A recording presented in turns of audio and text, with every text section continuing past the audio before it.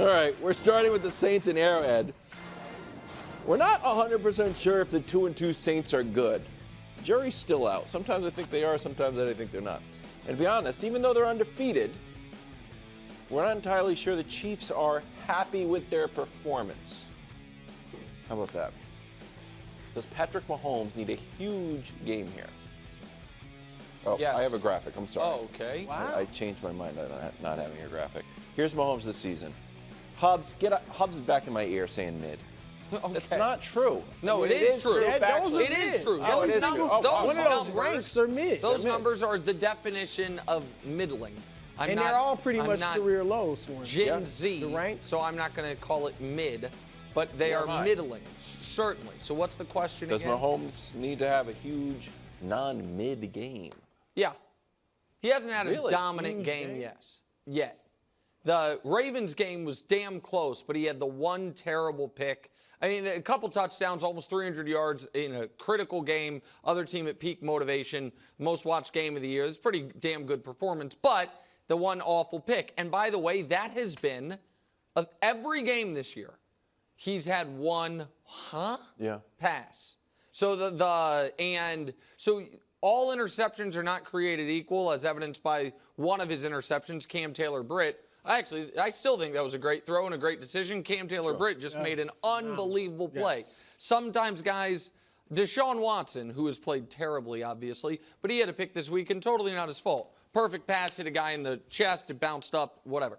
4 of Mahomes' picks have just been, he didn't see the guy, or he didn't step into the throw properly and didn't get enough on it. And he also has not had a unimpeachably awesome, eye-popping stat line game in the regular season since 2022. Wow. He had 0 games. None last year? In the regular season, he had 0 games of 300 yards and no turnovers. Wow. So you know what I mean? So so I would say yes, and I believe he's going to, because I think we're going to see Patrick at close to playoff focus as you can see him in the regular season because of what happened with Rasheed. Wow. So Patrick spoke on it a bit today. Yeah. But I think it's less about the hit and more about the interception. Mahomes has, it's sports, I don't think it's really how he should feel, but some guilt about Rasheed Rice being injured. I don't think it's because he dove into it. That seems random and, the chaos, fog of war type of thing.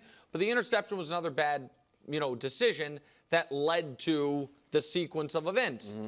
And if you get playoff-focused Mahomes, just take last year for a moment, Brew. Last year, same supporting cast, all of it. Regular season numbers, like you guys said all year, worst year of his career. Playoffs, close to perfect football against some of the best teams in very tough road conditions. So, yes, I think he needs one, not for the Chiefs to win, but to feel good going into the bye. And also, I think he's going to deliver one, bro. Okay, I think this is a complex question. And so my basic answer is no, he doesn't. I don't think he's going to have a great Mahomes game. Okay. They don't need him to have a great Mahomes game to win. Obviously, they're 4-0, and like Nick said, he hasn't had a great game. Even the game against Baltimore, he threw for 1 touchdown, right? I thought he threw for 1, and Josh get in our ear. I thought he threw for 1 and threw 1 pick. Okay, so maybe I'm and he almost had 300 yards. But they still won. All right, so he doesn't need a great game to win. Nor do I think he needs a great game for the team morale, for the opponents to be worried continually about Mahomes. Because his mystique is not going anywhere. As long as they keep winning, even if he doesn't have the eye-popping numbers he had a few years ago, we see it every week. People are still going to be kind of spooked by Patrick Mahomes. Nor, and this is where I'm going with it, I don't think he needs it for his legacy. I'm not talking about just this game, but this year. Because that's who he's going up against, Tom Brady. Tom Brady played 23 years, is the GOAT, and was an all-pro first team 3 times. That means for only 3 of his 23 years was he viewed as the best quarterback that season. Peyton Manning was 7 and Aaron Rodgers 4 in the Mahomes era. In the Brady era. In the Brady era. So, no, Patrick Mahomes was not the best quarterback last year. He hasn't been the best quarterback this year, but he's still the best quarterback in the league, clearly. All right, so I don't think he needs it for any of that. What he needs it for, Nick, is if he's going to, as you and I predicted, win this MVP award. At some point, he's going to have to start really balling. I wasn't even thinking about that part of it, but that's definitely He's true. going to have to start balling. I said it yesterday, and I stand by it. Right now, if he continues to play kind of like this, maybe a little better, he only wins MVP if they go like at least 15 wins and no one else has Correct. a combination of great statistics and a great record. And by the way, if these are his numbers all year, even if they win 15 games, he shouldn't be league MVP. But it could happen. 15-2. Yeah, but I just. And everybody else is like 12-5. Yeah, I mean, but again, Right. I had it. What do they call me, Wilds? Well, Mr. Consistency. I can't all of a sudden flip to a quarterback win zealot when it's my guy. So this is what I'm and saying. Maybe he would, but I wouldn't. I don't think this. I level think it of play. depends on what the other Sure. players Yeah. would do. Go ahead. What the other Just competition. before we go, it feels like you should apologize to me. To you? Yes. Why? Because you're slowly realizing and you're trying to cloud it all up with like, wow, when it's all said and done, quarterback wins are what matters. No. And maybe I've been painted with a caveman brush out here just eating raw meat trying to make a fire in a cave. But once you look at it and watch the games, you know what? Threw for under 200 yards. But when it mattered, he had a little pass that worked. Wow, able to rally his team with intangibles. Oh, look at this. It's almost a little bit of fuzzy reputational excellence that is affecting the other team. That all just boils down and is captured with quarterback wins. Okay. So even though it's a caveman stat, you're starting to see it. No, but Lately, Mahomes has been the last And year it works. and this year. And we're like, he's the best. Wait, and he's been a playing the best. win. Hold on. Can I just say something real quick? Yes. I think that's actually not at all what happened. Last year, they didn't win a lot. He won 10 regular season games when he was there. The Chiefs' record over the Mahomes career and Mahomes' performance were tied last year the way they've been tied every other year. Mm-hmm. Last year, statistically, he was pretty good by league standards, not by his own. And the team's regular season record was pretty good by league standards. And then in the playoffs, when the Chiefs were excellent, he was, I just showed it to you, excellent. Yeah, no problem this year. Right, and this year I don't think he's been great. I think the defense has been. I think Mahomes was excellent in the first game of the year. I thought he made one mistake. Mm-hmm. I think excellence a little. Okay, for him. No, for him. I'm not talking about for him. I'm talking about for NFL quarterbacking in 2024. Okay. I thought he was excellent in Week 1. I don't think he's been excellent at all since then. What has happened since then is he has had moments like the pass to Xavier Worthy. That was pretty excellent. The bomb to Rashee Rice. Right. His ability to avoid sacks. The 4th and 16 pass. The 4th and 16. He has had money. moments, but the defense and Chris Jones have been as big of a story as anything. So no, I won't. That's the long way of saying no. I will not apologize to you. Well, you should. Good try. It's a good try. I thought you put forward a good. No, yards per game. He's 13th. Yeah. And we're done with that conversation. Yeah. Davante, watch. Every team would be better with the star wideout, but can every team afford the star wideout? He's almost owed $14 million. Diana Rossini reporting that the Chiefs and Bills would jump into the mix if Vegas was willing to eat some salary. So, better fit Buffalo or Kansas City? Look, if I'm Davante Adams, I want to go to the Chiefs. All right? Obviously, I have a better chance of winning the Super Bowl. Obviously, I'm playing with a better quarterback, okay? But of the two teams, the Chiefs don't need him. They'd be better with him. They proved last year they could win the Super Bowl without a great wide receiver. If they get Rashee back, they obviously don't need him. Should find out If they can also win it with a lesser expensive receiver. If they go out and get Amari Cooper or DeAndre Hopkins or something, they still have a great chance to win it. So they don't need him. Buffalo needs him. I mean, unless they just want to win 11 games, get to the playoffs, and get smacked. Like, they're a good team. They're not a great team. They're not great at anything. Now, Josh Allen is a great quarterback, but they don't throw it as much. He's throwing for 200 yards a game. Yeah. They don't run the ball well. They're 17th in the rush. I think they run the ball well. James Cook has run for 78 yards in the last 2 games. Now, Josh obviously is a great threat. I think they but run the ball. They run it okay. Well, they're ranked 17th in rushing. The Ravens threw it off. They're ranked 20th in passing. All right? They give up, they're ranked 12th in opponent's point per game. My point is they're pretty middling at most of the stats. If they want to change, they got one great player, maybe Deion Dawkins if you want to throw him in. If they want a chance to like compete, and Nick, I think, first of all, when you have a quarterback like Josh Allen, Joe Burrow, Mahomes, whoever, you should be going for it every year, especially when you haven't won it. Secondly, Josh Allen is a guy that puts himself in harm's way, like Cam Newton.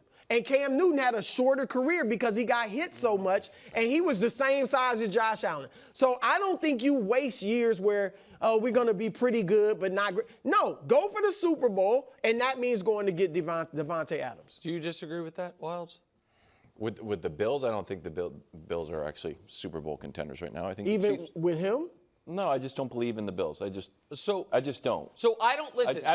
If you lose to 25 points to the Ravens, we'll see how they play against the Texans. Okay. Maybe they bounce back. But you beat up on the hapless Dolphins. So even getting him. Hold on. In fairness to the Bills, yes, getting blown out is bad, but it was every team except for I think Kansas City, maybe even including Kansas City, had been blown out more recently than Buffalo until, they went 3 years without getting blown out in the regular season. The reason I was questioning your skepticism is, in my opinion, if the Bills aren't contenders, then no one in the AFC other than the Chiefs are. Like the argument, Ravens aren't even contenders? Well, if the argument against Buffalo is you can't beat Kansas City, Buffalo, neither of these teams, nobody seemingly can beat Kansas City in the playoffs. Buffalo has beaten them in the regular season far more recently than Baltimore has beaten them in the regular season more recently than even Cincinnati has. So Kansas City is the boogeyman in the corner, but the question is to be best positioned against them. I think the Bills right now, if everything were to break perfectly, could win the Super Bowl as presently constituted. Wow. But I think with Davante, they fill their biggest gap. I think that they fill their biggest gap with Davante. I think I look around the rest of the AFC, and I don't think Baltimore is demonstrably better than them. I think they were when they played a few days ago. I don't think that one game, is that one game define the quality of these teams for the rest of the year? It won't to me. I hear you, and we see that a lot. Yes. But I will say this: Buffalo, one of their big problems is they can't stop the run, and that's Baltimore's strength. Totally agree. I oddly think sometimes, that Baltimore. I'm going to use generic examples, but I think sometimes Team A can't beat Team B, but is better than Team B. You know what? It's a bad matchup, but when we're ranking the teams from top to bottom, who's more likely to make it through the postseason bracket? We see those things. And so, I like Khalil Shakir, and I liked him going into the year. He shouldn't be your number one, and he's dinged up. And so you have an extra second-round pick if you're Buffalo from the Diggs trade. So you have, I know they have an extra second. I think it's from the Diggs trade. Whatever it is, I would go get him. I would go get him and say, because again, any of these teams that match up in the AFC with Kansas City are going all three of the major contenders, and I'll include Cincinnati in it because of history. But Cincinnati, Buffalo, Baltimore. You walk into that game and you're like, well, Kansas City has the better quarterback, the better coach, the better defense. How are we going to get them? Cincinnati's approach is we got these star receivers. Baltimore's approach this year is we're going to punch them out the best running game. Buffalo doesn't really have the answer there. Davante gives them a theoretical answer there. So if it's going to cost, what, a second or a third? I would do that in a heart. You wouldn't do that? Well, I think everybody would do it. If I'm Kansas City and I'm on the phone with Las Vegas, I'm like, yeah, it's probably going to be Buffalo. I'm like, well, hold on. What's Buffalo offering? Because that really hurts my maybe to keep him from going to a contender. Yeah, but I'd be willing to offer a little bit more in compensation to keep him from going to Baltimore or Buffalo. And it's the same with all those teams. Well, I wouldn't offer a first-round pick for him. And the Chiefs' second-rounders projected to be worse than anybody's second-rounder. So maybe add something to it. So, yeah, I mean, the Chiefs are going to stand pat until they hear on Rasheed. And by the way, Davante's not going to get traded until his hamstring's healthy. So this is going to be at least a week before we know. But yeah, I mean, I don't look at it as massive of a need for Kansas City as it is for Buffalo because of what Kansas City did last year. I mean, I guess so. I mean, who's good in Kansas City could win the Super Bowl without him. Buffalo has no I know, shot. but if I'm Brett Veach and I'm like, you know what I can't have happen? Davante Adams catch a touchdown in my building. No, I don't think that's how they look hear at that. I don't. Probably. I mean, But if they get Amari Cooper and Buffalo gets Davante Adams, the Chiefs are still better. But there's also this element of it, and maybe we just stay here. I don't know. Let's just say Rasheed's out for the year. I hope he's not. And let's say Davante gets traded to the Saints. Like, somebody's going to win the AFC, guys. Yeah. You know what I mean? Like, all of these, it can't be that all of these teams have a fatal flaw. And so you go down, so that's why I also think you guys are too down on Buffalo. Thanks for watching. Subscribe here to get more from the show and to check out clips from other shows on FS1.